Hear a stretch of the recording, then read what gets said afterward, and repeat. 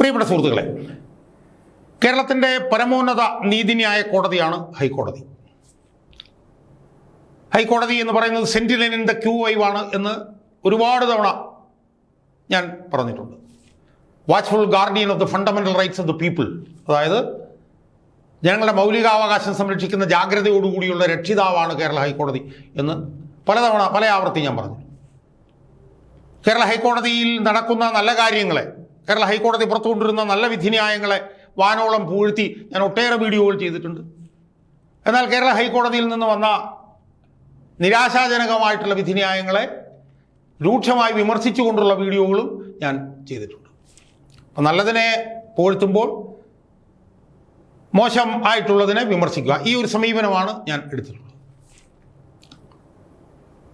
എന്നാൽ ശബരിമലയിലെ പെരുങ്കൊള്ളയുമായി ബന്ധപ്പെട്ടുകൊണ്ട് കേരള ഹൈക്കോടതിയുടെ പ്രത്യേകിച്ച് ദേവസ്വം ബെഞ്ച് എടുക്കുന്ന ഒരു നിലപാട്, അതിനെത്ര അഭിനന്ദിച്ചാലും മതിയാവില്ല എന്നാണ് എനിക്ക് സൂചിപ്പിക്കാനുള്ളത്. ഭരണഘടന കോടതികളെ രൂപീകരിക്കുമ്പോൾ എന്താണോ വിഭാവനം ചെയ്തിട്ടുള്ളത് അത് 100%, 150% ആർജവത്തോടുകൂടി ഈ ശബരിമല പെരുങ്കൊള്ള പുറത്തു കൊണ്ടിരുന്ന കാര്യത്തിൽ കേരള ഹൈക്കോടതി പെരുമാറിയിരിക്കുന്നു എന്നുള്ളത് ഹൈക്കോടതിയുടെ തന്നെ യശസ്സിന് മേൽ ഒരു പൊൻതൂവലാണ് എന്ന് പറയുന്നതിന് എനിക്ക് യാതൊരു മടിയുമില്ല. കേരള ഹൈക്കോടതി അതിൻ്റെ ഉത്തരവാദിത്വം നിറവേറ്റുന്നതിൽ പരിപൂർണമായി വിജയിച്ചിരിക്കുന്നു എന്നാണ് എനിക്ക് സൂചിപ്പിക്കാനുള്ളത്. സുഹൃത്തുക്കളെ, നമുക്കറിയാം ഇതുപോലെയുള്ള അഴിമതികളും ഈ നിയമവിരുദ്ധ കാര്യങ്ങളും ഒക്കെ തന്നെ സാധാരണഗതിയിൽ പൊതുമണ്ഡലത്തിൽ പുറത്തു കൊണ്ടുവരുന്നത് അതാത് സമയത്ത് പ്രവർത്തിക്കുന്ന പ്രതിപക്ഷ പാർട്ടികളാണ്, പ്രതിപക്ഷമാണ്. ഏറെയും കുറഞ്ഞും ഇതുപോലെ ഒട്ടേറെ കാര്യങ്ങൾ പൊതുമണ്ഡലത്തിൻ്റെ ശ്രദ്ധയിലേക്ക് കേരളത്തിലെ പ്രതിപക്ഷങ്ങൾ കൊണ്ടുവന്നിട്ടുണ്ട്. പ്രത്യേകിച്ച് 2001-2006 കാലഘട്ടത്തിൽ ശ്രീ വി എസ് അച്യുതാനന്ദൻ പ്രതിപക്ഷ നേതാവായിരുന്ന സമയത്ത് എത്രയോ അനീതികൾ, അഴിമതികൾ, മനുഷ്യാവകാശ ലംഘനങ്ങൾ, സ്ത്രീപീഡനങ്ങൾ ഒക്കെ അദ്ദേഹം പുറത്തേക്ക് കൊണ്ടുവന്നിട്ടുണ്ട്. അപ്പോൾ ഇതുപോലുള്ള അനീതികളൊക്കെ സാധാരണഗതിയിൽ പുറത്തേക്ക് കൊണ്ടുവരുന്നത് അതാത് കാലത്ത് പ്രവർത്തിക്കുന്ന പ്രതിപക്ഷങ്ങളാണ്. പക്ഷേ ഇപ്പോൾ എന്താണ് അവസ്ഥ? ഈ ശബരിമലയിലെ പെരുങ്കൊള്ള പുറത്തു കൊണ്ടുവന്നതിലൂടെ കേരളത്തിലെ ബഹുമാനപ്പെട്ട ഹൈക്കോടതി കേരളത്തിലെ ഒരു പ്രതിപക്ഷമായി രൂപാന്തരപ്പെട്ടു എന്ന് പറയുന്നതിൽ എനിക്ക് യാതൊരു സംശയവുമില്ല. കേരളത്തിലെ പ്രതിപക്ഷം അതിദയനീയമായി പരാജയപ്പെട്ടിരുന്ന ഒരു സാഹചര്യത്തിൽ, ഭരണകൂടം ചീഞ്ഞളിഞ്ഞു പോകുന്ന ഒരു സാഹചര്യത്തിൽ, പ്രതിപക്ഷം നിർജീവമാകുന്ന സാഹചര്യത്തിൽ, ജനങ്ങളാകെ ആശങ്കാകുലരായിരുന്ന സമയത്താണ് ആ ചുമതല, ആ ഉത്തരവാദിത്വം, ആ ബാധ്യത ഏറ്റെടുത്തുകൊണ്ട് കേരളത്തിലെ പരമോന്നത നീതിപീഠമായിട്ടുള്ള കേരള ഹൈക്കോടതി രംഗത്ത് വന്നത് എന്ന് പറയുന്നതിൽ എനിക്ക് യാതൊരു മടിയുമില്ല. എനിക്കൊന്ന് കേരളത്തിൻ്റെ ഹൈക്കോടതിയുടെ സമീപകാല ചരിത്രത്തിൽ ഏറ്റവും തിളങ്ങുന്ന, ഏറ്റവും പ്രൗഢോജ്വലമായ, ഏറ്റവും പ്രൗഢിയോടുകൂടിയുള്ള ഒരു ഏടായി ഈ ശബരിമലയിലെ ഈ ഇടക്കാല വിധിന്യായങ്ങളെ കാണുന്നതിൽ യാതൊരു തെറ്റുമില്ല എന്നാണ് എനിക്ക് തോന്നുന്നത്. ഇതിനു മുമ്പ് ദേവസ്വം ബെഞ്ചുകൾ ഉണ്ടായിട്ടുണ്ട്. പക്ഷേ ആ ദേവസ്വം ബെഞ്ചുകളിൽ നിന്നൊക്കെ വ്യത്യസ്തമായി ജസ്റ്റിസ് രാജാ വിജയരാഘവനും വി കെ ജയകുമാറും അടങ്ങുന്ന ഈ ദേവസ്വം ബെഞ്ചിന് അഭിമാനിക്കാൻ വകയുണ്ട് എന്ന് തന്നെയാണ് എനിക്ക് സൂചിപ്പിക്കുന്നത്. നമുക്കറിയാം, കേരളത്തിലെ ഹിന്ദു സമുദായത്തിൻ്റെ ഏറ്റവും പ്രധാനപ്പെട്ട ഒരു ആരാധനാലയ കേന്ദ്രമാണ് ശബരിമല. ആ ശബരിമലയിൽ വലിയ തോതിൽ അഴിമതി നടക്കുന്നുണ്ട് എന്നുള്ളത് നമുക്ക് കുറെ കാലമായി അറിയാവുന്നതാണ്. കോടതികളുമൊക്കെ അഴിമതികളെ അവസാനിപ്പിക്കാൻ വേണ്ടിയിട്ട് പല സമയത്തും ശ്രമിച്ചെല്ലാം അമ്പേ പരാജയപ്പെട്ട് പോവുകയാണ് ചെയ്തത്. നമുക്കറിയാം, അതിഭീകരമായിട്ടുള്ള അഴിമതി ശബരിമലയിൽ നടന്നുകൊണ്ടിരിക്കുകയായിരുന്നു എന്നുള്ളത് നമുക്ക് അറിയാവുന്ന കാര്യമാണ്. പക്ഷേ ആ അഴിമതിക്ക് ഒരു ഫുൾ സ്റ്റോപ്പ് ഇടാൻ ഈ ശബരിമലയിൽ ഇപ്പം നടക്കുന്ന പെരുങ്കൊള്ളയുമായി ബന്ധപ്പെട്ടുകൊണ്ട് കേരള ഹൈക്കോടതി എടുക്കുന്ന ഈ നടപടികളിലൂടെ കഴിയും എന്നുള്ള കാര്യത്തിൽ പൊതുപ്രവർത്തനം എന്നുള്ളതിൽ എനിക്ക് യാതൊരു തർക്കവുമില്ല. സുഹൃത്തുക്കളെ, നമ്മൾ ആലോചിക്കേണ്ടത് എന്താ? ഈ ശബരിമലയിലെ ഈ പെരുങ്കൊള്ള എങ്ങനെയാണ് പുറത്തു വന്നത്? ഈ ശബരിമലയിലെ പെരുങ്കൊള്ള പുറത്തു വരാൻ ആരെങ്കിലും ഹൈക്കോടതിയെ സമീപിച്ചിട്ടാണോ അത് പുറത്തുനിന്നല്ല? ഹൈക്കോടതി സ്വമേധയാ ആണ് ഈ വിഷയത്തിൽ ഇടപെട്ടത് എന്ന് നമ്മൾ മനസ്സിലാക്കണം. സ്വമോട്ടോ, അതായത് സ്വമേധയാ ഹൈക്കോടതിക്ക് ഇടപെടാനുള്ള അവകാശം ഭരണഘടന കൊടുക്കുന്നുണ്ട്. അത് പല അവസരത്തിലും കേരള ഹൈക്കോടതി ഉപയോഗിച്ചില്ല എന്ന് പറഞ്ഞ് ഞാൻ വിമർശിച്ചിട്ടുള്ളതാണ്. പക്ഷേ ആ സ്വമോട്ടോ എന്ന് പറഞ്ഞ അധികാരം എങ്ങനെയാണ് ഉപയോഗിക്കേണ്ടത് എന്നത് പൊതുജനങ്ങൾക്ക് കേരള ഹൈക്കോടതി മനസ്സിലാക്കി തന്നു ഈ വിഷയത്തിലൂടെ. അങ്ങനെ സ്വമോട്ടോ, സ്വമേധയാ കോടതി ഈ വിഷയത്തിൽ ഇടപെട്ടു. സെപ്റ്റംബർ 10 തോന്നുന്നു ആദ്യത്തെ ഇടക്കാല വിധി വരുന്നത്. അതിനുശേഷം എത്ര വിധികളാണ് സുഹൃത്തുക്കളെ വന്ന്. എനിക്ക് തോന്നുന്നത് ഇത് 5ാമത്തെ 6ാമത്തെ ഇടക്കാല വിധിയാണ് ഇന്നിപ്പോൾ വന്നിരിക്കുന്നത്. ഒക്ടോബർ 21 10-ാം തീയതി ഇടപെട്ടു, 15-ാം തീയതി ഇടപെട്ടു, 17-ാം തീയതി ഇടപെട്ടു, 19-ാം തീയതി ഇടപെട്ടു, 26-ാം തീയതി ഇടപെട്ടു, ഒക്ടോബർ 6 ഇടപെട്ടു, ഒക്ടോബർ 10 ഇടപെട്ടു, ഇപ്പോഴത്തെ ഒക്ടോബർ 11. എനിക്ക് തോന്നുന്നു 8 തവണയോ മറ്റാണ് പിന്നെ ഈ വിഷയത്തിൽ ഈ ശബരിമലയിലെ പെരുങ്കൊള്ളയിൽ കോടതി സിറ്റിംഗ് നടത്തിയിട്ടുള്ളത്. എത്രയോ ഞെട്ടിക്കുന്ന വസ്തുതകൾ കോടതി പുറത്തു കൊണ്ടുവന്നു. കോടതി ഈ വിഷയത്തിൽ ഇടപെട്ടിട്ടുള്ള രീതി നമ്മൾ പരിശോധിച്ചാൽ 100% ഇതിൽ സത്യം തെളിയിക്കാൻ വേണ്ടി കോടതി തുനിഞ്ഞിറങ്ങിയിരിക്കുകയാണെന്ന് ഓരോ സ്റ്റെപ്പ് നോക്കിയാലും നമുക്ക് മനസ്സിലാക്കാൻ കഴിയും. ഞാൻ എൻ്റെ മിക്കവാറും ഇന്നിറങ്ങാൻ പോകുന്ന ഇടക്കാല വിധി ഒഴിച്ച് ബാക്കിയുള്ള എല്ലാ വിധിന്യായങ്ങളും ഞാൻ വായിച്ചതാണ്. സ്വമേധയാ കേസെടുക്കുന്നു. അതിനുശേഷം ശബരിമലയിലെ ഉന്നത ഉദ്യോഗസ്ഥന്മാരെ മുഴുവൻ കക്ഷികളാക്കുന്നു. അവർക്ക് കാരണം കാണിക്കൽ നോട്ടീസ് കൊടുക്കുന്നു. എത്രയെത്ര ഞെട്ടിക്കുന്ന വസ്തുതകളാണ് കോടതി പുറത്തു കൊണ്ടുവന്നത്. സ്വർണം നഷ്ടപ്പെട്ട വിഷയം, ഉണ്ണികൃഷ്ണൻ പോറ്റി എങ്ങനെയാണ് ഈ കള്ളത്തരം കാണിച്ചത് എന്നുള്ളത് സംബന്ധിച്ചിട്ടുള്ള വിശദാംശങ്ങൾ, സ്വർണം പൂശിക്കഴിഞ്ഞ് തൻ്റെ കയ്യിൽ സ്വർണം ബാക്കിയുണ്ട്, അത് ഒരു പെൺകുട്ടിയുടെ വിവാഹത്തിന് ഉപയോഗിച്ചു കൊള്ളട്ടെ എന്ന് പറഞ്ഞുകൊണ്ടുള്ള കത്ത്, കാര്യങ്ങൾ, അങ്ങനെ എത്ര വിവരങ്ങൾ. ആ വിവരങ്ങളെല്ലാം കോടതി പുറത്തുകൊണ്ടുവന്നത് എങ്ങനെയാണ്? കോടതി ആദ്യം ഉന്നത ഉദ്യോഗസ്ഥന്മാരെ മുഴുവൻ കക്ഷി ചേർത്തു, അവർക്ക് കാരണം കാണിക്കൽ നോട്ടീസ് കൊടുത്തു.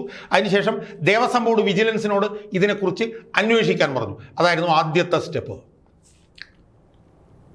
അപ്പോൾ കോടതിയുടെ ആവശ്യം വന്നപ്പോൾ ദേവസ്വം ബോർഡ് വിജിലൻസ് കാര്യമായിട്ട് അന്വേഷിച്ചു.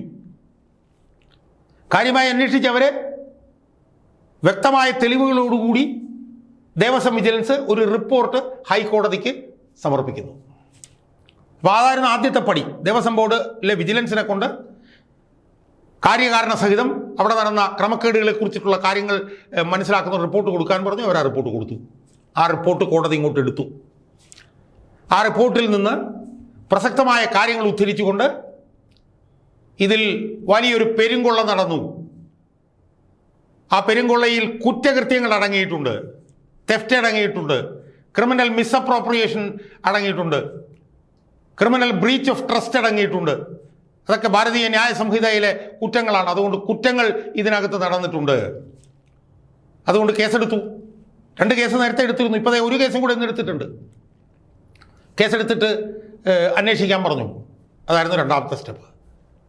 3ാമത്തെ സ്റ്റെപ്പ് എന്താ? 3ാമത്തെ സ്റ്റെപ്പ് എന്ന് പറയുന്നത് ഈ സ്ട്രോങ് റൂമിലെ അമൂല്യമായിട്ടുള്ള വസ്തുക്കളുടെ ഇൻവെന്ററി, ഒരു പട്ടിക തയ്യാറാക്കുന്നതിന് വേണ്ടി ഒരു റിട്ടയേർഡ് ന്യായാധിപനായിട്ടുള്ള ഒരു KT ശങ്കരൻ, വളരെ സത്യസന്ധനായിട്ടുള്ള ഒരു ജഡ്ജ് എന്നറിയപ്പെടുന്ന KT ശങ്കരനെ നിയമിച്ചു. അദ്ദേഹത്തോട് ഇൻവെന്ററൈസ് ചെയ്യാൻ പറഞ്ഞു. അതായിരുന്നു 3ാമത്തെ സ്റ്റെപ്പ്. 4ാമത്തെ സ്റ്റെപ്പ് എന്താ? 4ാമത്തെ സ്റ്റെപ്പ് ഒരു SIT രൂപീകരിച്ചു. ഒരു SIT രൂപീകരിച്ച് അന്വേഷിക്കാൻ പറഞ്ഞങ്ങ് പോവുകയല്ല കോടതി ചെയ്തത്. ആ SITയിൽ ആരൊക്കെ വേണം എന്ന് കോടതി നിഷ്കർഷിച്ചു. ആ SITയിലെ മുഴുവൻ അംഗങ്ങളും ആരൊക്കെ ആയിരിക്കണമെന്ന് പേര് പറഞ്ഞു. അതാണ് 4ാമത്തെ സ്റ്റെപ്പ്. 5ാമത്തെ സ്റ്റെപ്പ് എന്താ? അവരോട് പറഞ്ഞു, ഞങ്ങളോട് റിപ്പോർട്ട് ചെയ്ത് വെച്ചാൽ മതി, നിങ്ങൾ വേറെ ആരുടെയും നിങ്ങളുടെ യജമാനന്മാർ വേറെ ആരുമല്ല, ഞങ്ങളാണ്, അതുകൊണ്ട് ഞങ്ങളോട് റിപ്പോർട്ട് ചെയ്യൂ എന്ന് പറഞ്ഞിട്ട് 6 ആഴ്ചത്തെ സമയം കൊടുത്തു. 6 ആഴ്ചത്തെ സമയം കൊടുത്തിട്ട് ഈ 2 ആഴ്ച കൂടുമ്പോൾ ഞങ്ങൾക്ക് റിപ്പോർട്ട് തരണം എന്ന് പറഞ്ഞു. വേറെ ആരോടും നിങ്ങൾക്കൊരു ഉത്തരവാദിത്വമില്ല, ഞങ്ങളോട് മാത്രം എന്ന് പറഞ്ഞു. അതാണ് 6ാമത്തെ സ്റ്റെപ്പ്. അങ്ങനെ അപ്പം എന്താ കോടതി ചെയ്തത്? കോടതി വിജിലൻസിനെ കൊണ്ട് അന്വേഷിപ്പിച്ചു. ആ റിപ്പോർട്ടിൽ കൂടി തന്നെ തട്ടിപ്പുകൾ പുറത്തു വന്നു. ആ തട്ടിപ്പുകളിൽ ക്രിമിനലായിട്ടുള്ള കുറ്റങ്ങൾ, ഒഫൻസസ് ഉണ്ട് എന്ന് കോടതി കണ്ടുപിടിച്ചു. അതിന്മേൽ കോടതി കേസെടുത്തു. കേസെടുത്തിട്ട് കേസ് അന്വേഷിക്കാൻ ഒരു സ്പെഷ്യൽ ഇൻവെസ്റ്റിഗേഷൻ ടീമിനെ വെച്ചു. അതിൽ ആരൊക്കെ വേണം എന്ന്, ഏതൊക്കെ ഉദ്യോഗസ്ഥന്മാർ വേണമെന്ന് കോടതി നിഷ്കർഷിച്ചു. ആ ഉദ്യോഗസ്ഥന്മാരോട് തങ്ങളോട് റിപ്പോർട്ട് ചെയ്താൽ മതി എന്ന് കോടതി നിഷ്കർഷിച്ചു 6ാമത്തെ സ്റ്റെപ്പിലൂടെ. എന്നിട്ട് കോടതി അവസാനമായിട്ട് ഇപ്പോൾ എന്ത് പറഞ്ഞു? അവസാനമായിട്ട് കോടതി പറഞ്ഞു, അല്ലെങ്കിൽ അവസാനം എന്നല്ല, കോടതി ഏറ്റവും പുതിയതായി പറഞ്ഞു, ഇതിൽ ഗൂഢാലോചന അന്വേഷിക്കണം. കാരണം ഇതിൻ്റെ അന്വേഷണം ഇങ്ങനെ ഉണ്ണികൃഷ്ണൻ പോറ്റിയിൽ ചുറ്റിത്തിരിക്കുകയാണെന്നൊരു സംശയം കോടതിക്ക് പോലും വന്നു എന്നുള്ളൊരു സംശയം. എന്തായാലും ഗൂഢാലോചന അന്വേഷിക്കാൻ കോടതി പറഞ്ഞു. ഇതിൻ്റെ പുറകിൽ ആരാണ് കളിച്ചിരിക്കുന്നത് എന്ന് അന്വേഷിക്കാൻ പോലീസിനോട് പറഞ്ഞപ്പോൾ പോലീസിന് ഇനിയിപ്പോൾ ആരെയും ഭയപ്പെടേണ്ട കാര്യമില്ല. കോടതി മാത്രമാണ് അക്കൗണ്ടബിൾ അവർക്ക്. അവരിനി ഗൂഢാലോചന അന്വേഷിക്കും. ഗൂഢാലോചന അന്വേഷിച്ചപ്പോൾ കോടതി ഒരു കാര്യം കൂടെ പറഞ്ഞു. എന്താ? ദേവസ്വം ബോർഡ് പ്രസിഡന്റിൻ്റെ നിലപാടുകൾ സംശയാസ്പദമാണ്. ദേവസ്വം ബോർഡ് പ്രസിഡന്റ് അനുവാദമില്ലാതെ നിയമ ലംഘനം നടക്കില്ല. അതുകൊണ്ട് 2 വർഷത്തെ എഴുത്തുകുത്തുകൾ അന്വേഷിക്കാൻ പോകും, കത്തരപാടുകൾ അന്വേഷിക്കാൻ പോകും, നിയമവിരുദ്ധ പ്രവർത്തനങ്ങൾ അന്വേഷിക്കാം. എന്നിട്ട് പറഞ്ഞെന്താ ഇതിൻ്റെ പുറകിൽ വമ്പൻ സ്രാവുകളുണ്ട് എന്ന് പറഞ്ഞു. ഇതിൻ്റെ കണ്ണിയിൽ ഏറ്റവും താഴത്തെ കണ്ണിയാണ് ഉണ്ണികൃഷ്ണൻ പോറ്റി എന്ന് പറഞ്ഞുകൊണ്ട് അതാണ് 7ാമത്തെ സ്റ്റെപ്പ്, ഗൂഢാലോചന അന്വേഷിക്കാൻ പോകും. ഇന്ന് ഏറ്റവും പുതിയതായി കോടതി പറഞ്ഞൊരു പ്രധാനപ്പെട്ട കാര്യം എന്താ? ഇത് ഹൈക്കോടതിയുടെ വിശ്വാസ്യതയുടെ കൂടെ പ്രശ്നമാണ്. അത് നിർണായകമായിട്ടുള്ള ഒരു പരാമർശമാണ് ഹൈക്കോടതി. ഇത് പൊതുവിൽ ഈ പറഞ്ഞതുപോലെ പൊതുവിലുള്ള വിശ്വാസ്യതയുടെ പ്രശ്നമല്ല, ഹൈക്കോടതിയുടെ കൂടി വിശ്വാസ്യതയുടെ പ്രശ്നമായതുകൊണ്ട് ഇതിലാരൊക്കെയാണ് പങ്കാളികൾ, ഇതിലാരൊക്കെ കുറ്റം ചെയ്തു എന്നതിനപ്പുറത്ത് ഇതിലാരൊക്കെയാണ് ഗൂഢാലോചനയിൽ പങ്കാളികളായവർ എന്നുകൂടി കണ്ടുപിടിക്കാനുള്ള ബ്ലാങ്ക് ചെക്ക് അന്വേഷണ സംഘത്തിന് കോടതി കൊടുത്തിരിക്കുകയാണ്.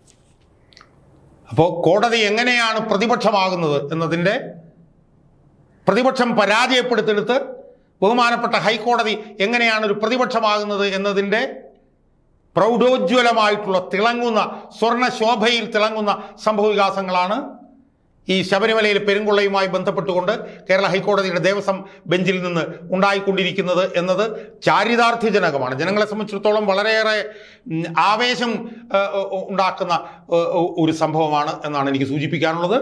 ഇതിലൂടെ ഒരു സംശയവും വേണ്ട, ശബരിമലയിലെ പെരുങ്കൊള്ളയ്ക്ക് ഒരവസാനം ഉണ്ടാകും എന്നുള്ള കാര്യത്തിൽ യാതൊരു തർക്കവുമില്ല. എന്നു മാത്രമല്ല, അവിടെ കൊള്ള നടത്തിയതിന് കൂട്ടുനിന്ന വമ്പൻ സ്രാവുകൾ, അവിടെ കൊള്ള നടത്തുന്നതിൽ ഗൂഢാലോചന നടത്തിയ വമ്പൻ സ്രാവുകളായിട്ടുള്ള രാഷ്ട്രീയക്കാർ, രാഷ്ട്രീയ നേതാക്കന്മാർ ആരാണെന്നും ഇതിലൂടെ പുറത്തു വരാൻ പോവുകയാണ് എന്നുള്ള കാര്യത്തിൽ ഒരു തർക്കവുമില്ല. അതുകൊണ്ട് കേരള ഹൈക്കോടതിക്ക് ഈ വിഷയത്തിൽ അവരെടുത്ത നടപടികൾക്ക് ഒരു പൊതുപ്രവർത്തകൻ എന്നുള്ള നിലയിൽ ഒരു ബിഗ് സല്യൂട്ട് നൽകാൻ ഞാൻ ഈ അവസരം ഉപയോഗിക്കുകയാണ്.